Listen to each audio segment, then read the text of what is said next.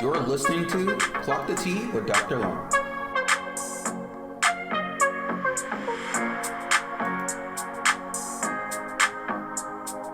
Hello, tea sippers. Welcome to an all-new episode of Clock the Tea with Dr. Long. I'm your host, Mark Long, bringing you that fresh tea from the Midwest every single week. And of course, we're diving into politics. But before we get there, I want to remind you all that you must vote this year. Voting is the new form of raising your voice to the highest power to make change in this country. But most importantly, let's talk about some things that are on the line. So you need to vote this year because of the cost of living. So that's first and foremost. And also because the Voting Rights Act has been under attack. In fact, there's a Supreme Court ruling this year that actually pushed that back. And remember, the Voting Rights Act was formed in 1965 and signed by Lyndon B. Johnson to make some changes to make it more beneficial for all people to vote, but most importantly for all people to feel like they belong in this country. We can get more into that a little bit later, but you should also be voting because of the banning of books and the defunding of education, which is definitely having an impact on a lot of graduate programs across the United States, where the Trump administration has basically deemed those programs as not professionals or as not professional degrees, where you can acquire more federal assistance and more financial assistance from the government. And also because of this pointless war and the cost of gas prices. You should be voting to make change. And this season of Clock the Tea with Dr. Long is all about that. So let's get to the tea. So before we head into anything else, I want to first and foremost talk about the 250th anniversary celebration that is happening at the White House. But they're saying that this anniversary celebration isn't exactly reminiscent of the 4th of July. It's actually to celebrate the president's birthday, which is kind of crazy. The fact that they built this huge UFC whatever and put it on the lawn of the White House. Take a listen to what the ladies and of you have to say. I honestly can't believe that image is real and not AI. It's like an SNL sketch. Yeah, it does not feel real. Listen, okay, I would be totally fine with a UFC fight as part of the broader 250 celebrations for America. UFC is widely popular, 20 million subscribers on YouTube. WWE, which I realize is different, has 100 million subscribers. But there's something about seeing it on the South Lawn of the White House that feels like we're in, I don't know, some alternate universe. So I looked up times in the past that there have been sporting events held at the White House. And what I could come up with, George Bush held an annual T-ball game for children. I believe we have an adorable picture.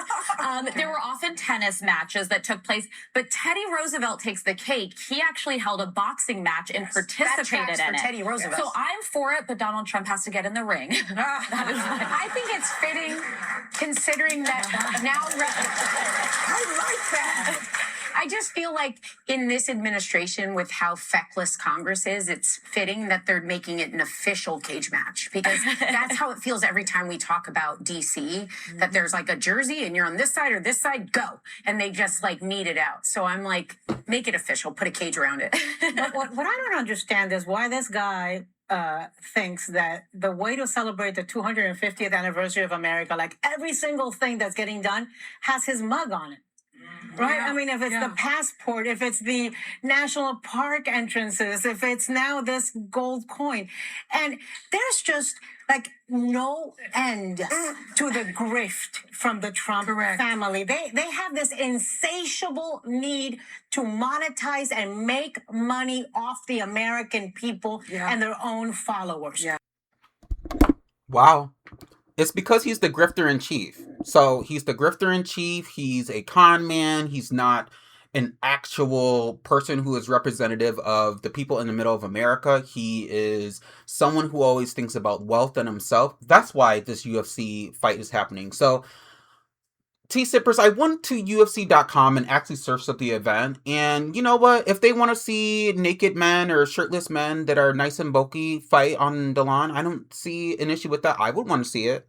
But I don't watch sports. And it's kind of interesting to look at this. So the UFC Freedom 250 has a list of different fighters that are going to take the stage. But most importantly, there's heavyweight, there's lightweight, there's all kinds of different, there's middleweight, featherweight, whatever. It's the weirdest thing I've ever seen. And this isn't the first time the White House has hosted something like this, to Alyssa's point on The View.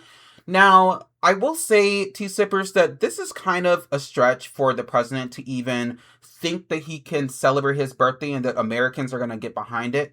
First and foremost, only a small segment of the country actually watches the UFC and watches WWE and all these interesting sports. So go ahead and have at it. Have your MAGA time and do what you got to do. Not saying that everybody who is MAGA or likes the UFC. I'm just saying that that's very, very you all and very disconnected from what's actually happening in this country. I would say if you want to celebrate something, it should be 250 years of some kind of progress, whether that be progress that has been made from historical figures and previous presidents that have actually paved the way for representation in this country. Now, does Donald Trump or this current administration even think about that kind of stuff? Absolutely not. It's about patriotism for them. It's about the American flag. It's about erasing history. And it's clearly about hosting UFC freedom fights. So let's take a look at this as well. Donald Trump has the audacity to celebrate his birthday and built this huge UFC arena on the lawn of the White House. And using what I think he said it came out of his own pocket, but clearly we know a lot of the funding here we might be getting misinformation. I hope none of our federal dollars are going to support any of these initiatives and it's actually going to go to make the lives of American people more affordable. But get this. So the cost of living statistics just came out recently, and this was just reported. So let me give you a little bit of information on what prices are like right now and how it compares to last year this time.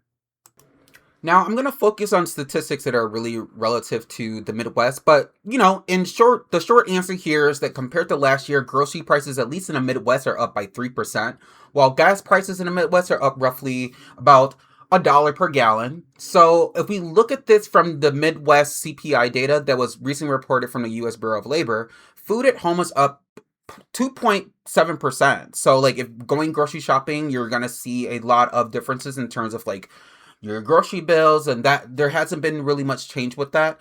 But the overall food prices, what they're saying is up 3.1%, which basically brings us past where inflation was between 2022 and 2023.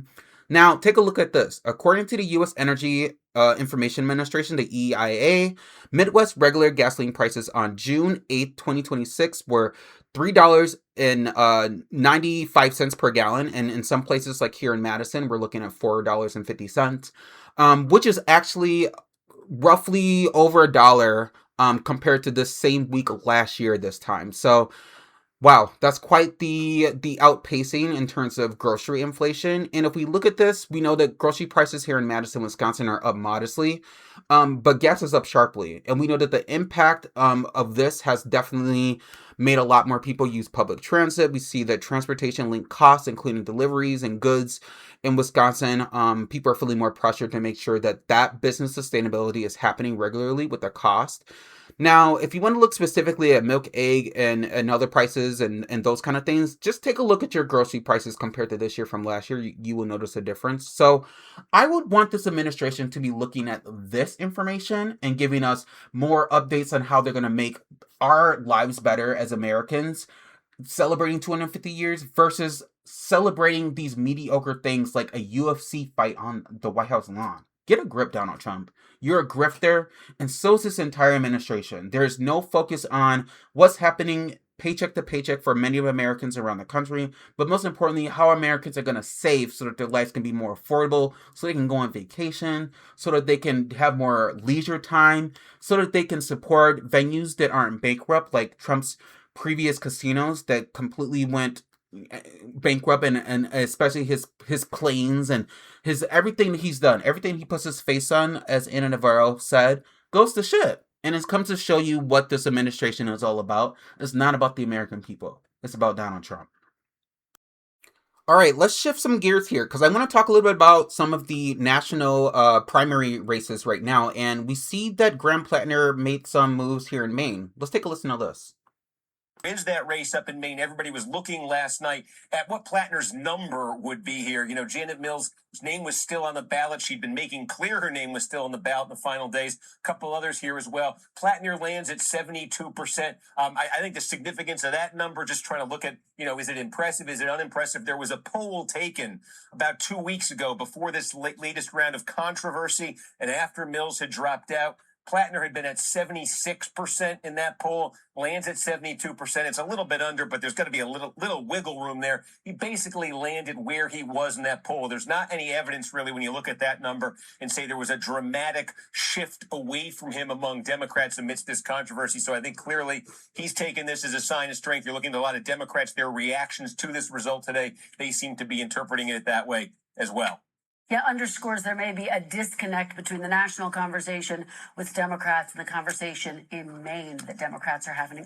All right, T-Sippers, it's a busy year for elections, and, the Platner controversy refers to a lot that was happening in regards to him having a tattoo that resembled a Nazi SSS symbol, and allegations from former partners describing his toxic behavior and that he was a misogynistic, cheater, and has a lot of sexting scandal and past racist ideologies and all kinds of things, and he's basically has said in multiple interviews and throughout his campaign that he's changed and that people are using this as an opportunity to smear his potential leadership for the state. Now, it's bad for Susan Collins because she is currently who is one of the senators there, who's a Republican. But it's going to scramble things a bit for her because regardless of all of his controversy, we know that Susan Collins is not doing that great when it comes to women. We know that he's leading Collins 49-45 from a recent poll. And this is after the sexting revelations came up with him. That means that Collins cannot really rely on the controversy to really weaken him, and the electorate hasn't really abandoned him at all. So there's a lot of opportunity and a lot of conversation happening right now amongst Democrats to really get her out of her seat. Now, Collins is uniquely vulnerable right now. So she's the only Republican senator in the state that Trump lost, right? And Democrats see Maine as an essential part of retaking the Senate back. And Platner's controversy here couldn't have been more clear, but most importantly, the race remains tight regardless of this. And Collins has not done a lot for women in the state of Maine. She votes typically with the president and with the administration and all their policies pretty much 98% of the time. And in regards to winning back the state of Maine, a lot of issues at play in terms of the cost of living and in terms of old things happening in regards to, just the cost of living, as mentioned, and other prices going up in the state. We know the Democrats are trying their best to pull back some power there, and Susan Collins isn't really looking like she's going to be someone who's going to come out with her head held high here at the end of this race. So we'll keep following some of these national primaries and keep you all updated. It's going to be quite a fight in that state coming up this year, but also across the country. We have other well-known people like Nancy Mace, who recently lost her primary, and several other Republicans that are running some tight races here. So keep doing what you all are doing and keep voting these people out because we need them gone. And we know the Democratic leaders, including Chuck Schumer, have publicly stood by Platner, as well as Bernie Sanders and a whole bunch of other people. So, we all have a past. We all have things that don't make us the greatest. And I will say, at least he's not a grifter. And at least he's not Susan Collins. All right, T-Sippers, I want to shift gears because I do want to get into one of our main topics for the pod today, and that is going to be about Juneteenth. And I know a lot of you are aware what Juneteenth is, but just to give some background information on what it is, I'm going to go on a little rant here. So, Juneteenth marks the day in 1865 when the last enslaved Black people in Galveston, Texas, were finally told that they were free. So, 2.5 years after the Emancipation Proclamation happened, that was a delay that wasn't an accident. It was a tactic. It was a final attempt to squeeze labor, dignity, and humanity out of our ancestors before the truth reached them. Now, what else we can say about Juneteenth? Our people didn't just step into freedom. They stepped into possibility. Black people built families, communities, churches, businesses, movements, and they built culture, most importantly. They built the blueprint for American resiliency. Now, Juneteenth isn't just a day on the calendar. It's a reminder that Black freedom has always been contested, and yet Black people still to this day, have always found ways to push forward anyway beyond certain circumstances that made us disenfranchised. Now, we are the descendants of those who survived unimaginable and still managed, or should I say unimaginable circumstances, something that we can't grasp today, right? But our people still managed to create joy. They managed to create art, language, music. They learned to love each other. They learned to embrace their spirituality. But being Black in America has never been easy. And it has always been something that has been powerful, full of resiliency, but it's also something that's very generational in terms of jogging our muscle memory to keep stories intact from generations to come. So when we celebrate Juneteenth, we're not just honoring the moment of freedom that was announced. We're honoring everything our people built after that moment, everything we continue to build now, and we're honoring the fact that despite every barrier, every delay, every attempt to dim our light, we remain unbroken, we remain unbothered, and we remain undeniably here. And with that said, take a listen to this quick clip about Juneteenth. I'm sure you all are going to learn a lot.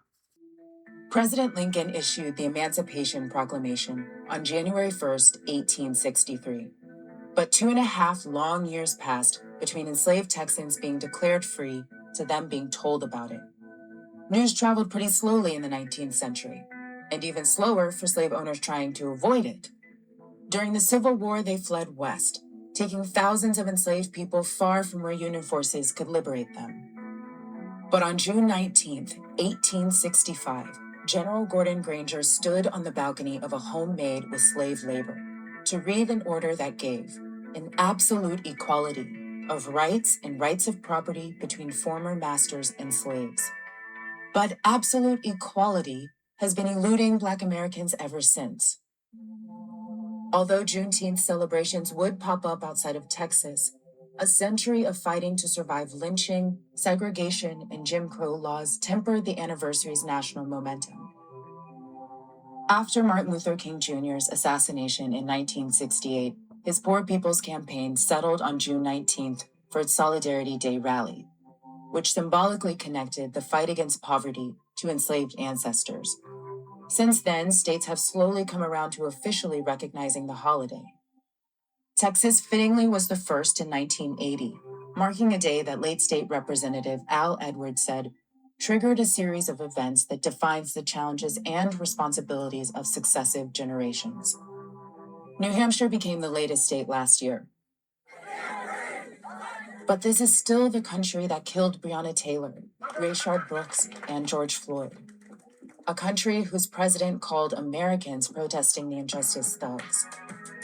The distance from true equality may be what kept Black Americans from celebrating Juneteenth. But today, the journey toward closing that gap is exactly what makes it meaningful. This year, it comes as protesters demand that institutions who claim to protect Black Americans don't target them, that the companies who market to Black Americans, including ours, also hire them and pay them fairly, and that the system that's made Black Americans more vulnerable to COVID-19 and the economic crisis is broken. Over 150 years later, Juneteenth is still about how long absolute equality takes to arrive. Black Lives Matter. Black Lives Matter. Black Lives Matter. That was Vice News, T-Sippers, and they do a great job of explaining Juneteenth and giving the emotional narrative of the importance of the holiday. But it's very important to mention that Juneteenth is not a soft holiday. It's not something that's supposed to be mimicked or something that's decorative for other people. It's not really optional either, because it's the day in this country where people were forced to confront the lie of enslavement and how it dehumanized people. And History.com documented that for 2.5 years after Emancipation Proclamation, Union troops arrived in Galveston. So they continued working for free. No one was told that they were free. And after 2.5 years passed by of stolen wages and free labor, you know, that's 2 years of stolen childhoods, of stolen independence, and of just 2 years of reconstruction for them, right? So it was greed that was pushed onto people that did not need to happen. So, and yet when our people heard the truth, they didn't collapse, they didn't crumble. And we know that because schools and churches and businesses, as much as they were torn down by white mobs, they continued to thrive for some time. And this is why embracing our blackness is not just pride, it's defiance for a lot of people. Because we know exactly where we come from. And we know exactly why we're still here. So Juneteenth is a reminder that freedom in America has always been delayed, but History.com notes that the Voting Rights Act of 1965 was one of the most powerful tools Black Americans ever won. Because it was a law that finally outlawed literacy tests, poll taxes, and this racist barriers that were designed to basically isolate us from the polls and keep us out of using our voice to make a change. Now, the Voting Rights Act also opened the door for Black elected officials, right? And we know that Black political power started to happen after the 60s, as well as Black civic leadership across the country. But in 2019, the Supreme Court gutted a key section of the act, and within hours, states began to roll back some of the restrictions, right? So some of those new restrictions that came about were voting ID laws, there were polling place closures, there were voter roll purges, and there are also disproportionately things that were put in place in Black communities to disenfranchise the vote. But most importantly, there was a lot of, delayed information and misinformation given to communities to deter them from voting or make it a little bit more challenging for Black people to do so. Now, so let's be clear. We need to restore the Voting Rights Act. Not only for the politics of it all, but for protection. It honored people who faced dogs, who dealt with fire hoses, beatings, death, lynching. It honors our ancestors. And it refused to allow the patriarchal society to define what freedom looks like for us. Now, with Juneteenth on the horizon, we know that voting rights is more important than ever because Black freedom has always been contested and targeted, but most importantly, Black voices have always been powerful. And the people know how powerful our voices are. And with that said, we must vote, we must organize, we must restore the Voting Rights Act, and we must be very, very proud of who we are. We can't be silenced. And we can't be voiceless.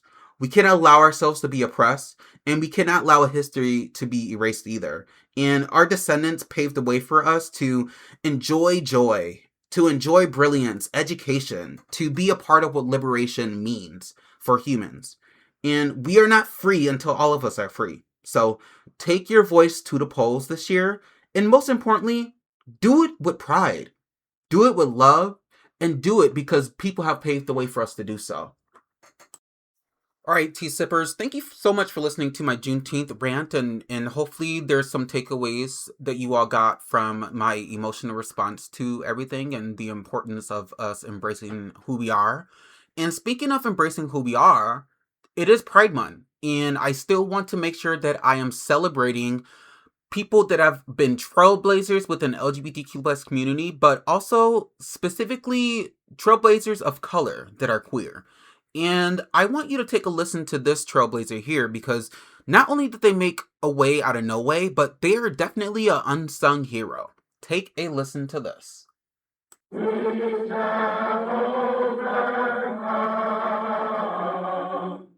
August 28th, 1963. About 250,000 people gathered in front of the Lincoln Memorial for the March on Washington, a powerful, peaceful demonstration. Martin Luther King's iconic extemporaneous words echoed down the Washington Mall to the Capitol, where Congress was considering the Civil Rights Act. I have a dream. One day. The architect of that moment also addressed the crowd that day, but has been virtually erased by history. The first demand is that we have effective civil rights legislation, no compromise, no filibuster, and that it includes public accommodation, decent housing, integrated education, FAPC, and the right to vote. What do you say?